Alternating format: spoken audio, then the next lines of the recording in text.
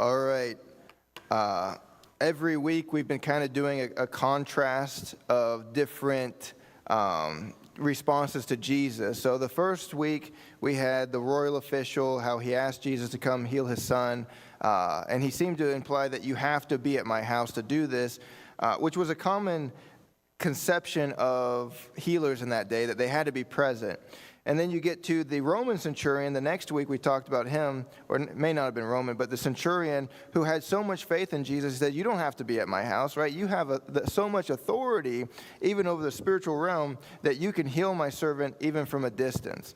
And then the next 2 weeks we contrasted the Jesus calming the storm versus Jesus walking on the storm. And they were very similar stories, but they had some different applications.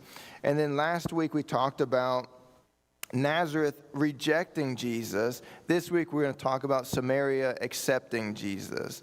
Now Nazareth again was the hometown of Jesus. We know he was born in Bethlehem. He moved to Egypt at a young age, but then eventually he moved back, and Nazareth became his hometown. That's where his family was. In fact, when he went to Nazareth, they said, we know your family, right? We know your brothers. We know your sisters. They're still here with us.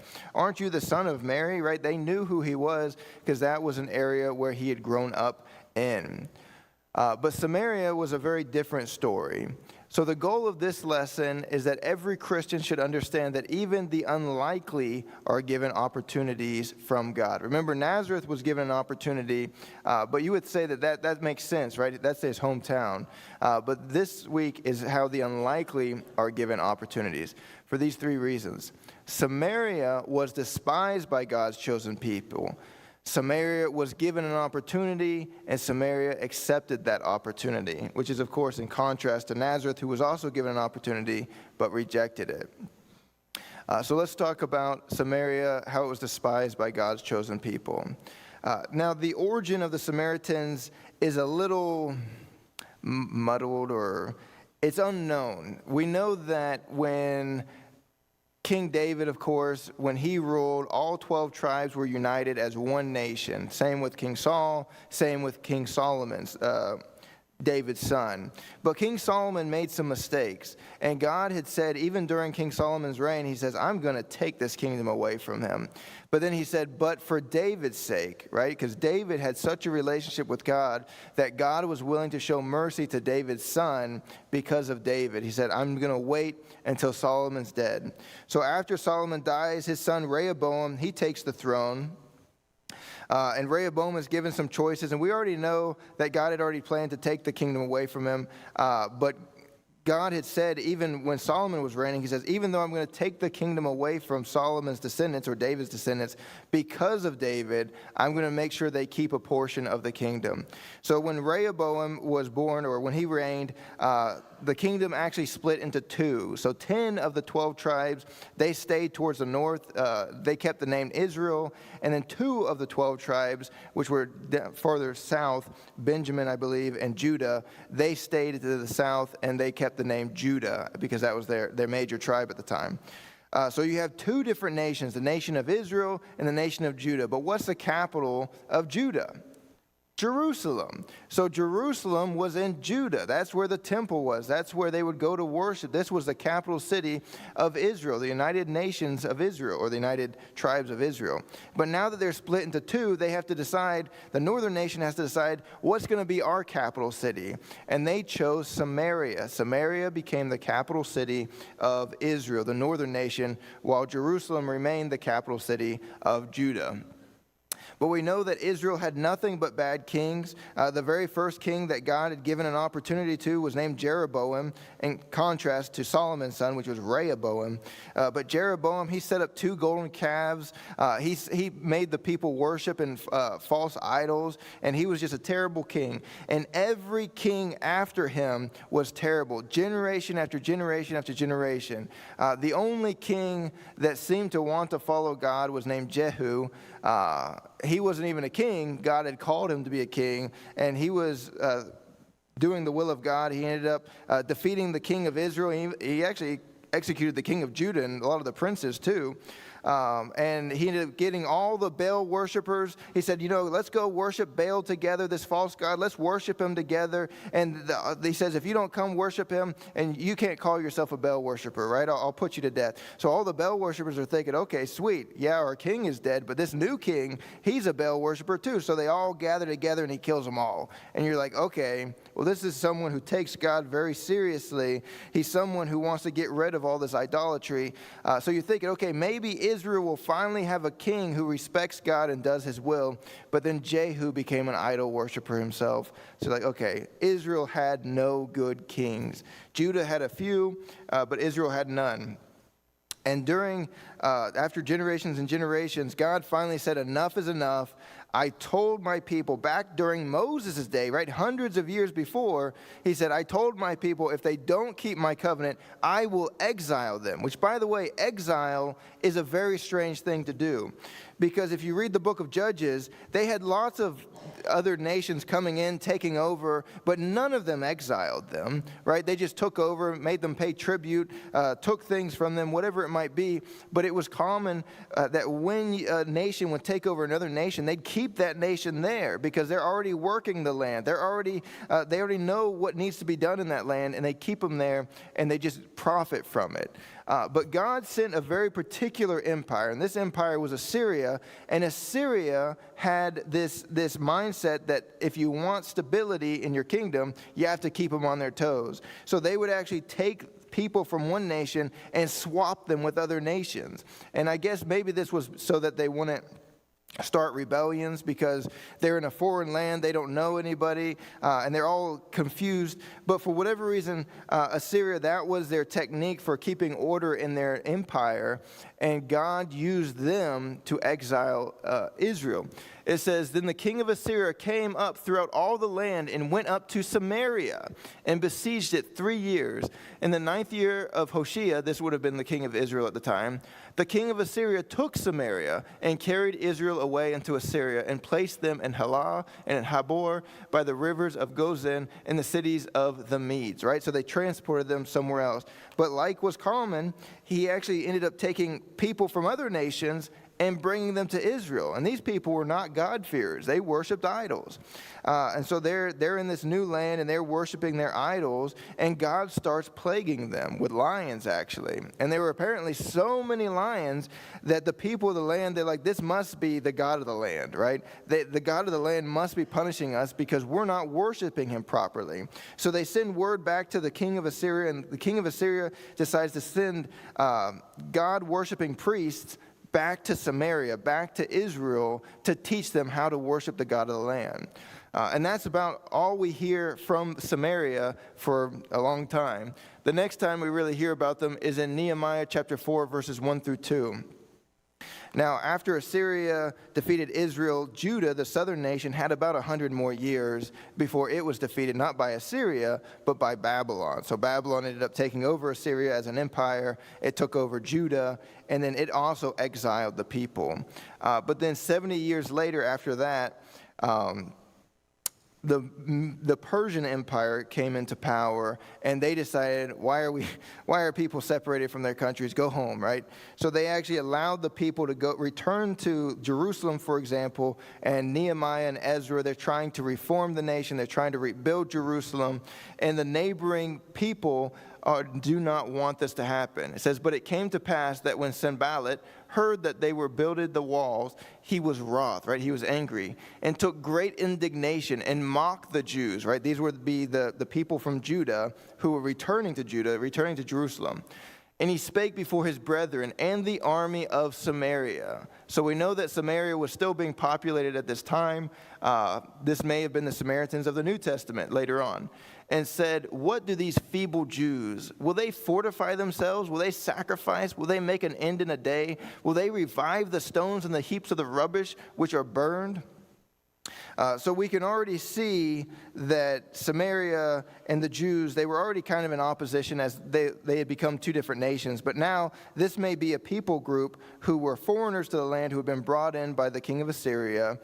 They may have intermingled with some of the Jewish people or some of the Israelites, right? They wouldn't have been Jewish, but some of the Israelites from the northern nation, maybe been kind of part Jewish or part Israel, part pagan, and they were being taught about the God of Israel. So by the time you get to the New Testament times, you have a people still living in Samaria who fear the God of Israel, but Israel wants nothing to do with them.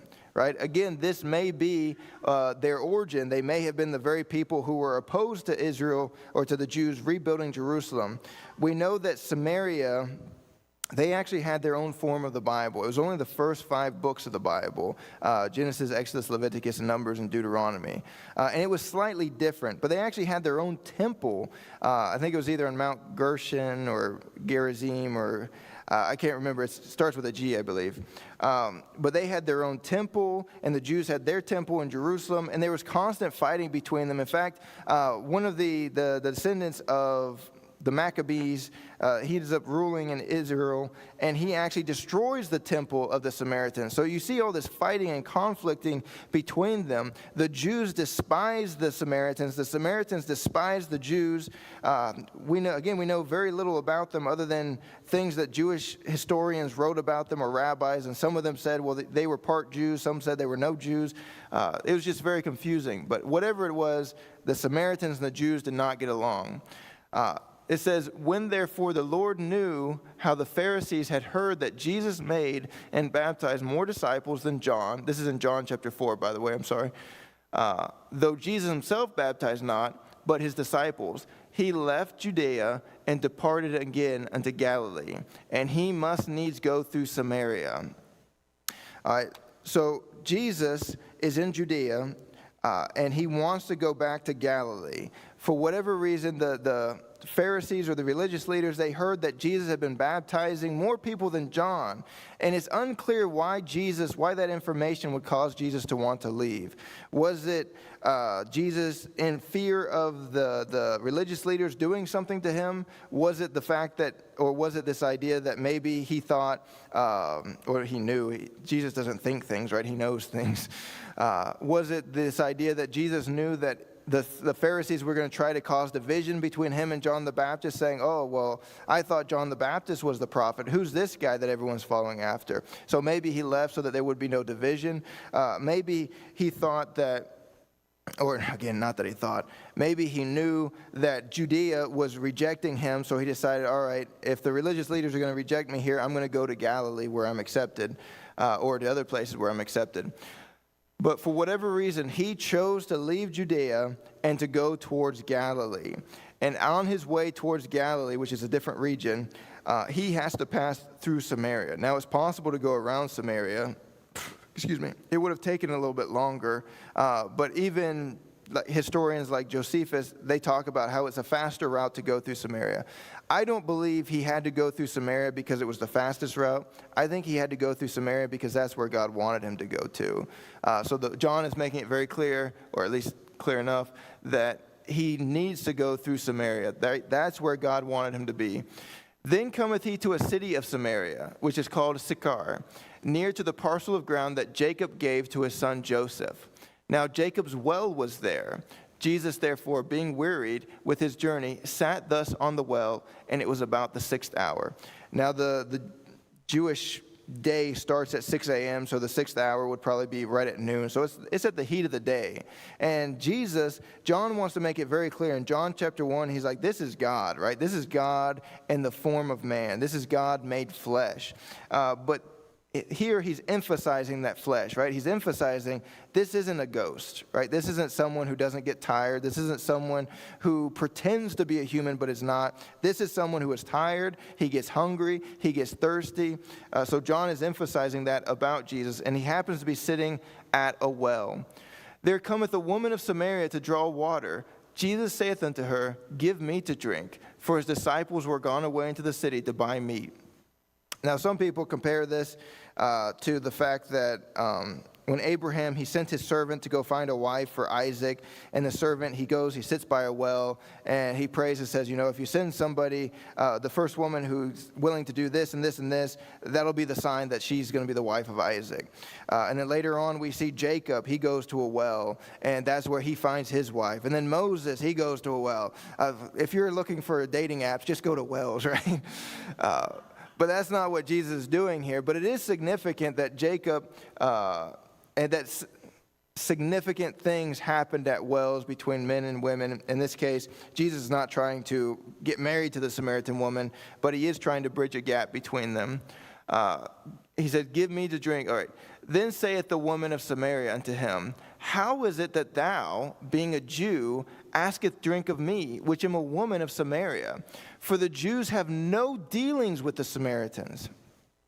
Now, the statement, no dealings with the Samaritans, or no associations, it can mean just that. But there are also narrower definitions for it where it's specifically talking about exchanging meals together, right? The Samaritans, like many of the other Gentiles, they were viewed as unclean. Don't eat with them. And now here's Jesus asking this woman, will you give me water, right? Will you take your jar or your pot or whatever they were using, lower it down into the water and give it to me, where he would be basically eating or drinking with her. And she's thinking, what are you doing, right? You're a Jew, I'm a Samaritan. You guys have no associations with us, right? I'm unclean to you, right? But now Samaria was given an opportunity. Jesus answered and said unto her, if thou knewest the gift of God, and who it is that saith to thee, give me to drink, thou wouldest have asked of him, and he would have given thee living water.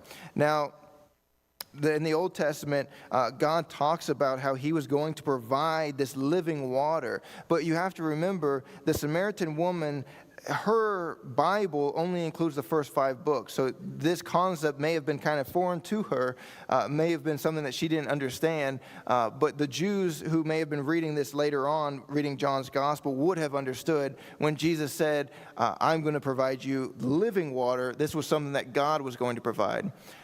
So therefore he may have been equating himself with God. The woman saith unto him, Sir, thou hast nothing to draw with, right? Nothing to draw the water with.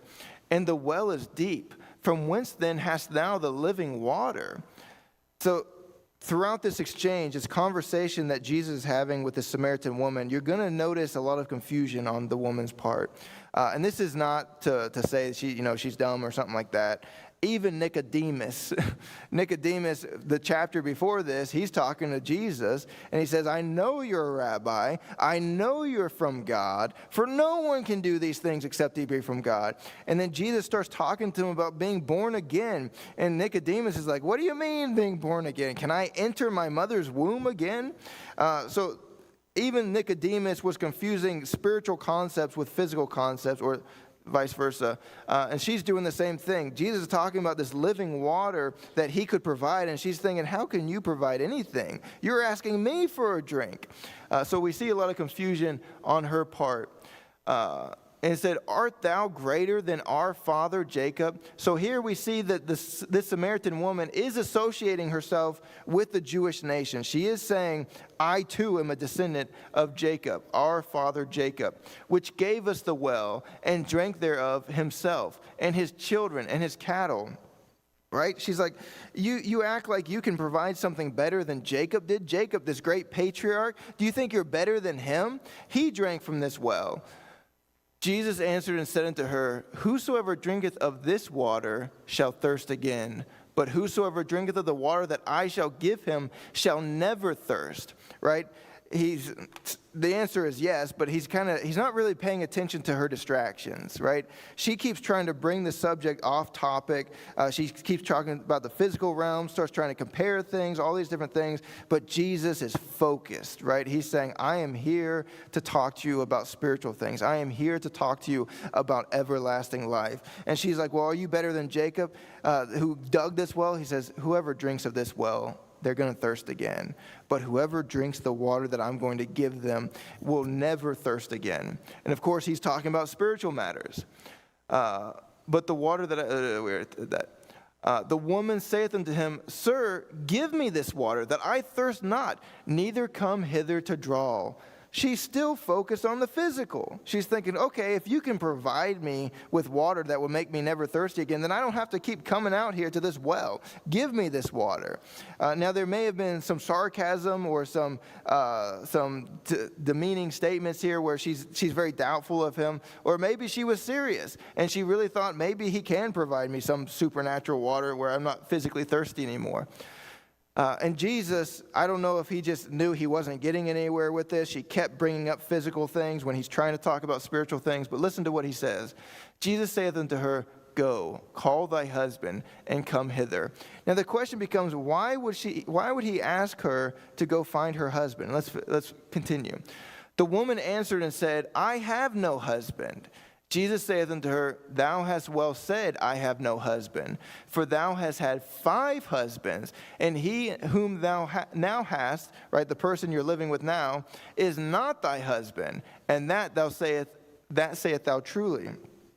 So we know Jesus already knew the answer. He asked her to go do something that he knew wasn't even possible because he wanted her to realize that the conversation needed to shift from physical water to spiritual matters. In this case, it seemed to be this idea that she had had 5 husbands. Even in the Jewish, and I think even the Samaritans, they believed you could have like 3 husbands, but after that, you can't have any more husbands. And here she was having 5 husbands, and now she was living with someone who she maybe had already divorced her previous husband, but now she's living with someone who isn't even her husband. So she starts to realize, okay, this guy knows even the deepest spiritual matters in my own life. So she starts to perceive that this is more than just some random guy that she met. And the woman saith unto him, Sir, I perceive that thou art a prophet. So she, even in the Septuagint, or the first 5 books of the Bible, the concept of prophets is still there, right? Moses was a prophet. But Moses had promised that there was another prophet that was coming, a prophet whom they should listen to, because it was a matter of life and death, and this prophet would be like the prophet Moses. So the Samaritans, even they were looking forward to this prophet coming, and here she is saying, I think you're a prophet. Now, she may have been skeptical that he was the prophet, right? The prophet who Moses promised was coming, but she was at least thinking, this guy knows spiritual things that I don't know, right? Remember, the topic, of course, was on never thirsting again, quenching this thirst that we have. And Jesus, of course, is talking about spiritual matters, and he seems to point out that this woman had 5 different husbands, and she's not even with another husband, she's with someone else. This idea that her thirst, her spiritual thirst, had never been quenched. And Jesus is trying to bring her to a reality, to a realization that he can bring, he can quench the thirst, he can satisfy the needs of his people, the spiritual needs. She says, the woman saith to him, Sir, I perceive thou art a prophet. And then listen to what she says. She changes the subject again, right? Jesus is trying to stay focused on everlasting life. But look at what she asks. Our fathers worshipped in this mountain. Now she's probably close to, I can't remember the name of the mountains, like Mount Gerizim or maybe Mount Goshen or something like that. And ye say that in Jerusalem is a place where men ought to worship. All right, so now she's perceived that Jesus is more than just a man. He's a prophet. And as a prophet, he can talk to her about spiritual matters. So she's going to ask him a question that was bugging the Samaritans and the Jews for centuries. The Samaritans believed this mountain is where we should worship. And then the Jews believed it was in Jerusalem. But you have to remember, the Samaritans did not have books past Deuteronomy, and Jerusalem is not mentioned in Deuteronomy. So they're thinking, what is the legitimacy of Jerusalem? Why would we worship in that city when we can worship on this mountain where great things happened in the first 5 books of the Bible? I think altars to God were set up there. It says in Deuteronomy chapter 12, verse 5, but unto the place, God has told his people at this point, he said, don't worship me in this place, this place, or this place. Don't worship me like the pagans, but unto the place which the Lord your God shall choose. Now, in the Samaritan version, it doesn't say shall choose, which is future, but it says has chosen. So for the Samaritans, they weren't looking for another book to explain where the worship should take place. They were looking in the first 5 books to see where God had been worshiped there. So Mount Gerizim or Mount Goshen, again, I can't remember the name, God had been worshipped there, so they said, this must be the place where we should worship God. And you also have to remember the Jerusalem temple was built by Solomon, who wasn't a great guy later on. May have been great at the time, but not later on. And then that temple had been destroyed. And then they rebuilt it during Ezra and Nehemiah's day. And then that temple had been destroyed. And then they rebuilt it a 3rd time. So the Samaritans are looking at the Jews and thinking, you guys are crazy. You're not even worshiping the original temple. And you're not even worshiping in a legitimate location. So she's asking Jesus, where should we worship? Should we worship on this mountain like we say? Or should we worship in Jerusalem like the Jews say? So listen to Jesus' response. Jesus saith unto her, woman, believe me, the hour cometh when ye shall neither in this mountain nor yet at Jerusalem worship the Father. Ye worship ye know not what. We know what we worship, for salvation is of the Jews. That always confused me, of the Jews. I always thought Jesus was saying salvation is for the Jews, but in this case, you can translate of as from in this case. So it's from the Jews. And it was from the Jews. You have to remember, even in the Old Testament times, God had told Abraham, he says, yes, I'm going to bless you. But through you, I'm going to bless all the nations of the world, right? Salvation was supposed to come through Abraham and his descendants. So Jesus is absolutely right. Salvation is from the Jews. But the hour cometh, and now is, when the true worshipers, now Jesus seems to be distinguishing this between the Jews and the Samaritans. The true worshipers, a new breed of people, shall worship the Father in spirit and in truth. For the Father seeketh such to worship him. God is a spirit, and they that worship him must worship him in spirit and in truth. The woman was trying to get an answer to a controversial topic, trying to see if she could maybe trick this Jewish prophet into agreeing with her, saying, no, so the Samaritans are right? We should be worshiping God on this mountain, not in Jerusalem. But instead, Jesus he didn't completely ignore the question, but he directed it back towards what he was there for. He says, listen, there's coming a time when the true worshipers will worship God, not in Jerusalem, not on this mountain, but in spirit.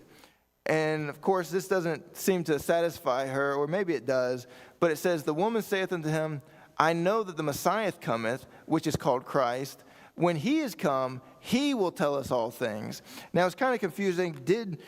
Is she saying this because she perceives maybe, just maybe, he is the Messiah? Now remember, since the Samaritans only had the first 5 books of the Bible, the term Messiah, which is the anointed one, it's not found in the first 5 books. So the fact that she's even using the term is interesting. Chances are, because the Jewish people use the term Messiah to also refer to the prophet that Moses had talked about was coming. And since she did believe in the prophet, it may have been that the Samaritans also adopted that language and used the term Messiah or the Christ to refer to this prophet that was coming. And she said to him, I know that when the Messiah comes, he'll tell us everything. So again, was she saying, maybe you're the Messiah, right? You're telling me things. You know everything about me. You have all these answers. Maybe you're the Messiah. Or maybe she's skeptical of Jesus, or maybe she's upset because he didn't answer her question, right? He says, when the Messiah comes, he'll tell us which temple we're supposed to worship at, or which mountain. But Jesus saith unto her, I that speak unto thee am he. Isn't that interesting? Here she is talking to God in the form of man, asking him where she can be closer to God. Right? She's saying, are we supposed to worship God? Are we supposed to get closer to God on Mount Gerizim or in Jerusalem? And Jesus himself is talking with her. She's already close to him. She's missing the point because she's so focused on these secondary issues. Jesus said unto her, I that speak unto thee am he. And upon this came his disciples and marveled that he talked with the woman. This may have been because she was Samaritan, but it was also, back in those days, rabbis talking to women in public was also considered strange. So the fact that he's talking to a woman, a Samaritan woman, likely came across as strange to them. Yet no man said, what seekest thou? My guess is there's been many times where they had questioned Jesus, and Jesus, they got embarrassed from their questions. So they're just like, we're not even going to question him, right? This is Jesus. This is our master. This is our rabbi. We don't understand what he's doing, but if he's doing it, then that's fine. Yet no man said, what seekest thou? Or why talkest thou with her? The woman then left her water pot. Isn't that interesting? Why did she come to the well? She was thirsty. She wanted a drink. But yet she left because she had found satisfaction not in the drink, but in the words of Jesus. She found more satisfaction in the words of Jesus than what she found in drinking the water. So she prioritized Jesus' words more than she prioritized drinking of the water. So she left her water pot, the whole reason she was there, and she ran back to the city. And went her way into the city, and saith unto the men, come, see a man which told me all things that ever I did. Is not this the Christ? Now, the way it's phrased in Greek, it's almost like it expects a negative answer. So it may be that she's still doubtful, or maybe she's still skeptical, or maybe she's saying it in a way to say that, we all need to make this decision for ourselves. Is this really the Christ? So then they went out of the city and came unto him, right? So she's going to the people, and she's proclaiming that this person is there who's telling her everything that ever she did, and she's saying, is this the Christ? Is this the anointed one? Is this the one that we're waiting for? Then they went out of the city and came unto him. In the meanwhile, so as they are coming to him, his disciples prayed him, saying, Master, it's actually eat, I'm sorry for the extra N. Right? Neat. But he said unto them, I have meat to eat that ye know not of. So remember, the woman came to the well because she was thirsty. She wanted water. But she left her water pot because something bigger was happening. Something greater than satisfying her desires of her stomach were happening. And here's Jesus talking to this woman. The disciples, they went to go get food because they knew Jesus was hungry. And they've been gone for a while. They come back and they're like, here's some food. And Jesus says, I don't need to eat anymore. Now, that doesn't mean that Jesus wasn't hungry anymore. It just means he was prioritizing the will of God. But he said unto them, I have meat to eat that ye know not of. Therefore said the disciples one to another, hath any man brought him aught to eat? Right? Did anyone bring him food? Jesus saith unto them, my meat is to do the will of him that sent me. Right? He found so much satisfaction in doing God's will that he prioritized it over satisfying the physical needs that he had. And to finish his work, say not ye, there are yet 4 months, and then cometh harvest. Now this is not confusing, I suppose, but there's been questions on what does Jesus mean by this statement. Is it that there were 4 months until the harvest season started in Israel? Or maybe this was a proverbial statement that once you plant the seeds, it takes about 4 months before you can harvest it. So maybe that's what he's talking about. Or maybe harvest time wasn't 4 months. He said, behold, I say unto you, lift up your eyes and look on the fields, for they are white already to harvest. And again, Jesus is talking about spiritual matters, not physical fields. And he that reapeth receiveth wages and gathereth fruit unto eternal life, that both he that soweth and he that reapeth may rejoice together. Now, this is important because there's two things going on here. One, he's saying, there's this statement, this proverb that says you have to wait 4 months before you can harvest. But he's saying, look at the fields, right? Look at these people. The harvest is ready, right? They are willing. They're coming. You can imagine these people, the Samaritans, coming to him, right? It said earlier, and they came unto him, and in the meanwhile, this is when the disciples are talking to him. So you can imagine this group of people coming towards Jesus, and Jesus saying, look at the harvest. It's ready. Don't procrastinate. Don't say, well, I'll say a few words over here, and maybe later on I'll come back. He says they're ready now. The harvest is ripe. And usually when we think of the Old Testament, sometimes like in Ecclesiastes or other books, it talks about this injustice of, one person sows and another person reaps. This idea that why is it that you did all this labor and other people are harvesting your hard work? But Jesus says to them, that both the sower, he that soweth, and he that reapeth may rejoice together. He's saying both have a purpose in this. Both can rejoice. The person who planted the seeds and the person who gets to reap the benefits, they can both rejoice in this. One soweth, another reapeth. I sent you to reap that whereon ye bestowed no labor. Other men labored, and ye are entered into their labor. So he's telling these people, the disciples, whether he's talking about how he was the sower, right? He was the one who planted the seed. Maybe he's talking about the Samaritan woman. Remember, this woman is the one gathering a crowd for Jesus. This unexpected Samaritan woman who lived a bad lifestyle, she's the one Jesus used to gather the Samaritans together to come to him. Maybe he's talking about her being the one planting the seeds, and he's saying to the disciples, you didn't even plant the seeds, right? You didn't even sow the seeds, but yet we can share in reaping the harvest. All right, Samaria accepted the opportunity. It says, and many of the Samaritans of that city believed on him for the saying of the woman, which testified, he told me all that ever I did. So at first, she comes to them, and she's like, is this the Christ? Is this the Messiah? He told me everything that I did, and they start to believe it. It's like, maybe this is the Messiah, which is pretty peculiar, right? Because they're probably thinking, really, the Messiah is one of the Jews. Can it be a Samaritan? But they start believing it. But once they come and they hear him, it starts to say they put their faith not in the words of the woman, but in the words of Jesus himself.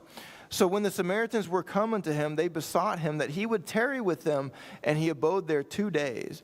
And many more believed because of his own word, and said unto the woman, now we believe, not because of thy sayings, for we have heard him ourselves, and know that this is indeed the Christ, the Savior of the world. So last week we talked about Nazareth, the hometown of Jesus, the people who would have grown up with Jesus, who would have seen Jesus grow up. They rejected him because he didn't fit their expectations. But here is the Samaritans who were hated by the Jews.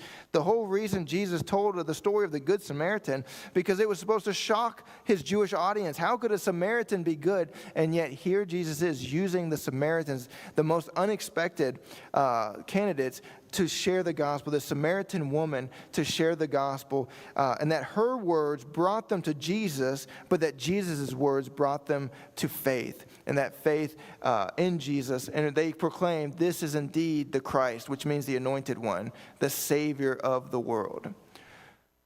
Now, after this, we actually get into the very first story of this sermon series, the story of the royal official. And we even talked about these two verses. Now, after 2 days, he departed thence and went into Galilee. For Jesus himself testified that a prophet hath no honor in his own country. Now, John does not tell the story of Jesus going to Nazareth, but here he's obviously referencing it, talking about what Jesus said when he was in Nazareth. So it's kind of peculiar. What does it mean? Why is John talking about this verse? When he gets to Galilee, the people seem very receptive. So why does John talk about how a prophet had no honor in his own country? Well, we have to remember he's just coming out of Samaria, a place who should have hated him, but embraced him. And now he's going into Galilee, his home country, if you will, because Galilee, Nazareth is in Galilee, that region. But then it goes on to say, then said Jesus unto him, talking about the royal official who had some faith that Jesus was a healer, but there seemed to be something lacking. He said, except ye, which is plural, except you all see signs and wonders, you all will not believe. So remember, contrast this, Jesus' statement to this royal official who may have been Jewish in a land, his homeland, right, the home region of Jesus, Galilee. He's saying to this person, unless all of you see signs and wonders, you will not believe in me. And yet in Samaria, Jesus didn't do a single miracle, and yet they still believed in him. Galilee, Judea, Samaria, they all had opportunities from God through Jesus. But Samaria is best known for actually accepting that opportunity. So every Christian should understand that even the unlikely are given opportunities from God for these three reasons. And I want you to kind of think to yourself, am I an unlikely candidate? Because it doesn't matter. God can still use you in big ways. Now, he may not use you for whatever you want, right? You may say, well, I want to be a millionaire, right? So I can donate to churches or something like that. He may not use you that way, but he wants to use you in big ways. And he's going to give you opportunities to accept these opportunities. And you have to choose, are you going to be like Nazareth, that said, that doesn't fit my expectations. That's not what I think the Messiah will do, or that's not what I think God's will is. So you're going to reject his will or his opportunity that he's giving to you, or you're going to be like Samaria, that even based on his words, you say, I'm going to follow that. Now, you might think that you're the unlikely candidate. Maybe you feel this tug to, we've been talking about missions a lot. Maybe you feel this tug to go on the mission field, and you say, I can't do that, right? I'm not the right person. I'm really bad with languages. Go to England, right? They speak the same language. Well, close enough. I remember, and it's always stood out to me, and I don't know if the person's here or not, but someone was asked this question years and years ago, and I don't know if they'd even remember it, but it stood out to me. Someone was asked to go do something. It was kind of like a joke, like, oh, you should go do this. And it was a pretty big commitment to God. And this person, they had lots of commitments in where they were at. They had lots of obligations, I should say. And I remember their statement. They chuckled and said, maybe in a different life. And that always stood out to me. Because yes, there is another life, right? Eternity. But in eternity, every knee's going to bow. Every tongue's going to confess. You're not going to be anything special in eternity, if that makes sense. Worshiping God in eternity, doing God's will in the next life is not going to mean the same thing as doing it in this life, right? In this life, we have this pull between good and evil. We have these forces pulling at us, and as we grow closer to God and as we do the will of God, it means so much more because we have something pulling us this way. So this life is the one life that you have to be obedient. The next life, you're going to be obedient because the sin nature is going to be gone. But this life, you have the opportunity to be obedient, to choose God rather than this world. And so when that person said to not to me specifically, it was in a group, but they said, maybe in a different life, I thought, this is the only life I've got. Right? I want to live this life to the fullest. When God gives me an opportunity, and the Lord knows I failed many of those opportunities, but when the Lord sends you an opportunity, do as much as you can for the Lord. I remember hearing a story of it's a fake story, but someone who got to heaven and he was looking at all these buildings and somebody's escorting him around. I don't know. If it was Catholic, they may have said it was Peter helping him around or something. But I'm sure Peter's there. I just don't know if he's an escort or something. But anyway, so someone was escorting him around town, and he sees this shed, and it has lots of file cabinets in it. And he asked the question, what are those files? And he says, those are all the missed opportunities, right? These things that God wanted people to do. He gave them an opportunity to do, and they rejected it. And again, this life is the only life I have to give to God. Can we live this life to the fullest? Every day looking for the opportunities. Now, I don't think God's going to call every single person in this church to be pastors or missionaries, but God's calling every person in this church to do something awesome. And will you look for those opportunities? And if you do look for those opportunities, I have no doubt that God's going to change your life. Not just to look for them, but if you try to pursue them, right? All right, let's go ahead and pray. Dear God, I'd be so discouraged if I found out all the opportunities that I missed. Lord, Nazareth, it had an opportunity to accept you, Lord. They had such an opportunity, Lord. They grew up around Jesus. And yet, in spite of all that, they chose to reject you. Lord, I pray that we would be more like Samaria. I know Samaria probably wasn't a great place either. But yet, when they were given the opportunity to accept you, they did. Lord, whether it's being a missionary, whether it's being a teacher, whether it's being a pastor, whether it's just being an encourager, maybe it's being a prayer warrior, whether it's working in soup kitchens, whatever it may be, Lord, touch our hearts. Show us these opportunities. Lord, grow us so that we can live this life to the best of our abilities, Lord, because it's the life that, I hate to say that counts, but it's the life that we get to show you our love for you. Lord, I pray that we would do that in big ways. Lord, we love you, we praise you, we thank you. In Jesus' name I pray. Amen.